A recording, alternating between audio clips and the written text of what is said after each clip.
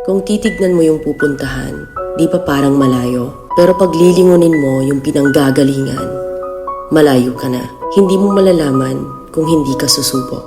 Ang buhay ay isang malaking sugal. Kung lagi kang takot sumugal sa isang bagay dahil takot kang mawalan, mauubos lang kung anong meron ka.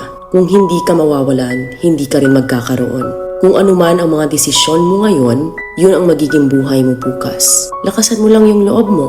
Dahil ang mundong to, aapakan lang ang mga mahihina. Ibangon mo palagi ang sarili mo. Balang araw, magugulat ka na lang na ang layo na pala ng narating mo. Kahit mabagal ang progress, basta may usad at kumikilos ka, okay na yan. Wala tayong magagawa. Ganyan talaga ang proseso ng buhay. Lahat tayo nakakaranas ng hirap. Hindi natin alam kung hanggang kailan tayo dito sa mundo. Kaya mas piliin mo maging mabuting tao. Ang pinakayaman na maituturing natin sa sarili ay ang ating mga pangarap.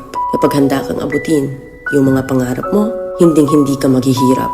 Kung lagi kang may pinagdaanan sa buhay or pagsubok, pruweba lang yan na isa kang magiting na sundalo. Sa mga pagsubok, diyan ka aangat, diyan ka babaguhin. Yung tatag mo kung paano ka mag-ayos ng problema. Hindi ka magtatagal sa mundo. Lubos-lubusin mo na. Gawin mo yung mga bagay na handang iangat ang sarili mo. Huwag mo isipin yung mga sinasabi ng iba at huwag na huwag kang panghihinaan ng loob dahil lahat ng tao ay may iba't ibang desisyon at iba't ibang sitwasyon. Huwag ka lang mawala ng pag-asa. Hindi mo naman kailangan madaliin lahat. May proseso ang bawat ganap mo sa buhay. Alam mo kung ano yung nakakapagod? Ang palaging patunayan ang sarili mo sa ibang tao. Sa mundong to, piliin mo ang hindi magarbo. Keep it low-key ka lang. Simple. Na kahit na alam mong meron ka, hindi ka babaguhin ng pera. Kasi lahat ng yan ay isang pansamantala lang. Pagpatuloy mo lang. Kung may pangarap ka, makakarating ka.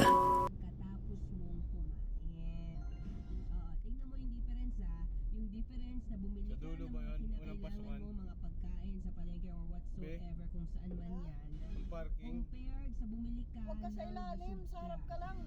Ay nako be, kahit Harap yung na. paborito mong chocolate, hindi mo mabibili. Pinaparkingan natin ng motor. Kasi ang nasa utak mo, Kotse. oh, I'm so full for Oo. today. Ay, I don't four eat wheels. that. And Oo. Pwede ba ron? I'm not going to eat that Pwede thing. nga, mag-aabang ka lang doon kung may bakante. Ah, diba? Hindi pa naman imposibleng magbago. Ilang days pa ba? Nahirapan akong hanapin ka. Around 30 something days before Christmas. Di ba may akyatan sa Saktong-sakto, ano? diba? Isa sa mga ilalim. pinakamagandang ano yan, Christmas Sa resolution. ilalim marami doon, kaya lang Huwag na natin pabutin na Wala yung ka pa year. namang Pag internet. New Year, medyo nabawasan na dapat. Akyat nga tayo sa kainan. Ayan o, tingnan mo yung katabi mo. Yan, tingnan mo. Dati payat yan eh. Tapos yung ticket, Ayun, nasa papaano likod mo. lang? Ay naku, dati ligawin yan. Ayun, Papatatakan, di ba? naligaw sa kusina.